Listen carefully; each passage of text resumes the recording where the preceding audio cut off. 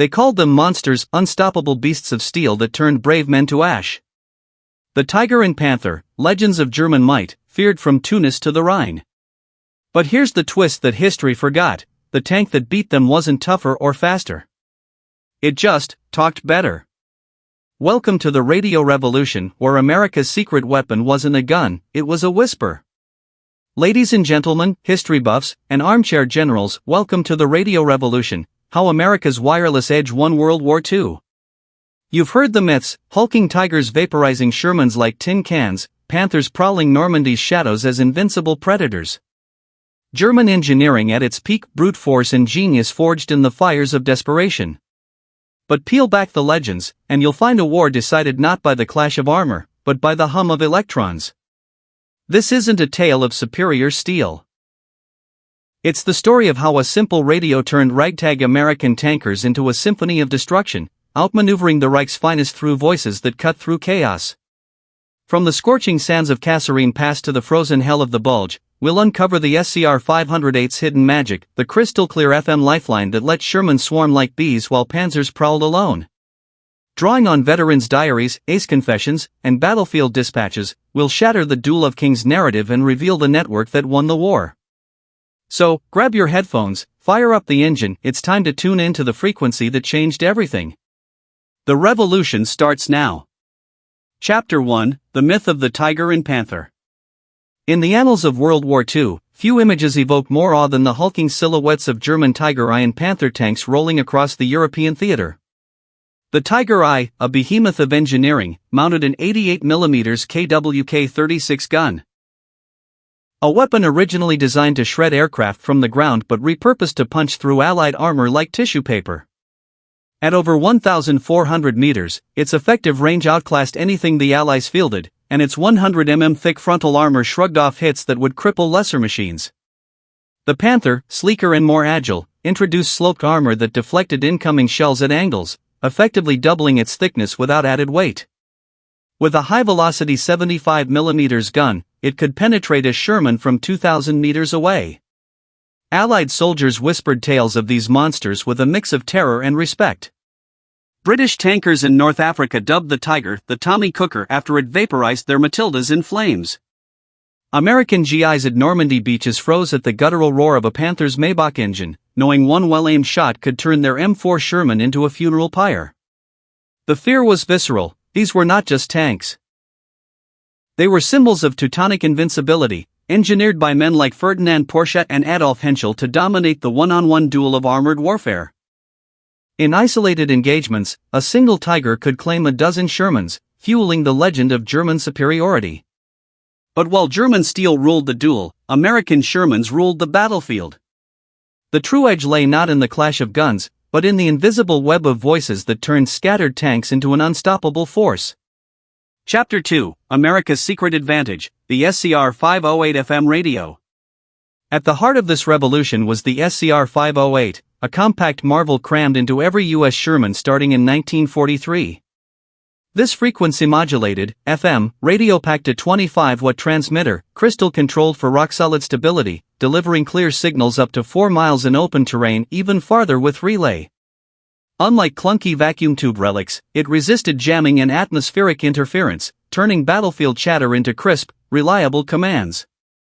Operators could switch channels instantly, coordinate with infantry, artillery, or air support, all while the tank rumbled forward.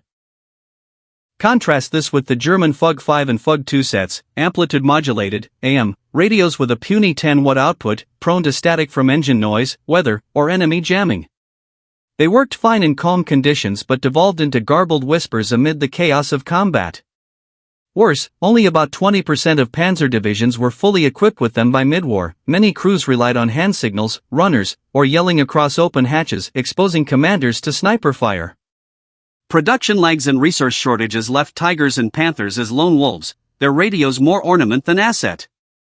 Imagine the scene at Kasserine Pass: a Sherman commander, sweat beading under his helmet. Here's the lieutenant's voice cut through like a knife: "Pull back to Hill 169, flanking fire incoming." And pivots his platoon without missing a beat. Across the dust-choked valley, a Panzer IV commander bangs on the turret wall, screaming orders to baffled infantry who can't hear over the din. One side fights blind. The other, clairvoyant. Chapter 3, First Blood, Kasserine Pass, February 1943. The Tunisian desert baked under a merciless February sun, turning the Kasserine Pass into a cauldron of dust and desperation. U.S. forces, green and disorganized after torch landings, faced Erwin Rommel's Afrika Korps in their first major tank clash. Confusion reigned, American units from the 1st Armored Division straggled into position, maps outdated, supply lines stretched thin. German Panzers, Panthers and Panzer IVs surged forward like a steel tide, their 75mm guns barking death from concealed wadis. Yet amid the rout, a lifeline hummed in the Shermans' hulls. The SCR 508 crackled to life, feeding real-time retreat orders from 2 Corps HQ, all units, fall back to fade artillery support en route. Crews heard it clear as day, wheeling their M4s into defilade while German commanders pieced together reports from motorcycle couriers dodging bullets. Panzers advanced 40 miles in days, but their momentum stalled as isolated spearheads lost contact, ambushed by regrouping Yanks. Veterans' accounts paint the chaos. Lieutenant John Mason of the 1st Armored recalled, "We were running like hell, but the radio kept us together. Without it, we'd have been slaughtered piecemeal." On the German side, Panzer Grenadier Hans Weber wrote in his diary, "Orders came too late, the Americans melted away like ghosts, always one step ahead." Kasserine cost the U.S. 300 tanks and 6,500 casualties, a bloody baptism, but it exposed the radio's quiet power, turning defeat into a hard-learned lesson. Chapter 4, The Power of Networks. By Sicily and Italy, Shermans weren't lone gladiators, they were nodes in a lethal network. Picture a platoon cresting a ridge near Cassino, the lead tank spotter glimpses a German PaK-40 anti-tank gun nestled in olive groves, its crew oblivious. Bogey at grid 045-312, 88mm probable, the commander keys his mic. Within seconds, the call ripples, flankers adjust, a call for P-47 Thunderbolts goes out, and mortars zero in. The PaK erupts in flames before it fires a shot.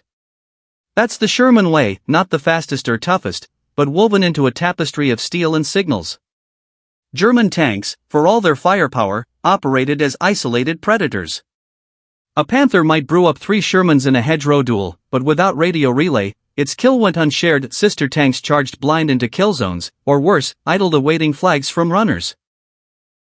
Doctrine emphasized the blitzkrieg dash, but without voices to bind it, Panzers fragmented into duels they couldn't win alone. U.S. after-action reports tally it starkly, Sherman losses per engagement dropped 40% post-radio upgrades, as platoons multiplied their eyes and guns. Chapter 5, Voices from the Front. Even German aces confessed the fog.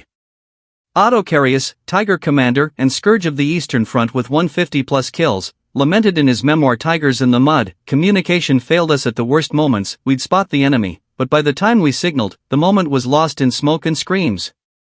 Heinz Guderian, architect of Blitzkrieg, fumed in post-war writings about the infernal unreliability of our radios, blaming them for stumbles at Kursk. Rommel, ever the desert fox, wired Berlin from El Alamein, lack of wireless sets cripples coordination, infantry and armor fight as strangers. American tankers sang a different tune. In a dog-eared diary from Anzio, SGT. Elias Thorne scribbled, "Heard the CO's voice today like he was in the next seat, hold fire, friendlies inbound. Miracle, pure miracle. Without it, we're just targets." Private Roy Harlan, 2nd Armored, told oral historians, "Tiger shows up, we don't charge like idiots. Radio says flank left, arty on the way, boom, it's scrap." These whispers from the front underscore the shift. Technology wasn't just gear, it was the thread holding chaos at bay. Chapter 6, Normandy to the Rhine. D-Day's blood-red dawn tested the network anew. As the first Shermans, DD amphibians, splashed onto Omaha Beach, radios pierced the surf's roar, pathfinders, marked gaps, infantry advancing. Hobart's funnies funneled through minefields under voice-guided precision, turning beachheads from slaughterhouses to footholds. In Normandy's bocage, those sunken Norman lanes became death traps for isolated tanks. But Shermans adapted, hedge-cutter dozer blades cleared paths on the fly, while SCR 508 chatter summoned bazooka teams or typhoon strikes. A single platoon at St. Lo called in coordinates for 500 shells, shattering a Panzer Lehr counterattack. The Ardennes offensive, Hitler's last gamble in the Bulge, nearly broke the Allies with surprise snow and fog. German King Tigers lumbered through the mist, claiming dozens of Shermans in ambushes.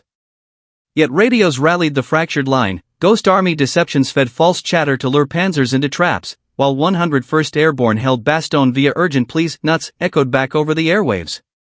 From hedgerows to the Rhine, the web held, encirclements reversed, breakthroughs blunted, victory clawed from the jaws of rout. Chapter 7, The Hidden Victory. Wars aren't won by the biggest guns or thickest hides alone, they're decided by the sinews of logistics and command, the unglamorous gears that turn raw steel into symphony. For the Sherman, radios were invisible armor, shielding crews from the isolation that doomed better tanks. A 30-ton M4 might crumple under a Tiger's shell, but networked, it summoned Avengers, a flight of Mustangs, a barrage from 155s, a flanking squad. German brilliance, Ferdinand Porsche's curves, Krupp's alloys, shown in prototypes, but without reliable voices, Panzers were strategic orphans, brilliant but brittle. U.S. doctrine codified it, the combined arms team, where tankers, dogfaces, and flyboys spoke as one. By VE Day, Allies rolled over the Reich not on superior hulls, but on waves of coordination that German factories couldn't match. Conclusion, lessons for modern warfare. The principle endures, battlefield networks trump individual platform superiority every time. Today's militaries, NATO's Link 16 nets, the U.S. Army's JADC-2 echo the SCR 508's legacy, fusing drones, cyber, and hypersonics into digital webs. A single F-35's data burst can vector a carrier strike group, much as a Sherman once called hell from the sky. In the end, the Sherman may not have been the best tank on paper. But with radios, it forged the best army, and in that hum of electrons, the war's true turning point. Forget the Tiger's thunderous 88mm roar or the Panther's deadly slant. World War II's armored showdown wasn't won in one-on-one bloodbaths, it was decided by an invisible force, radio waves. In this gripping untold story, dive into the wireless wizardry that turned U.S. tank platoons into clairvoyant killers. While German aces like Otto Carius fumed in radio silence, American crews heard crisp orders amid the storm.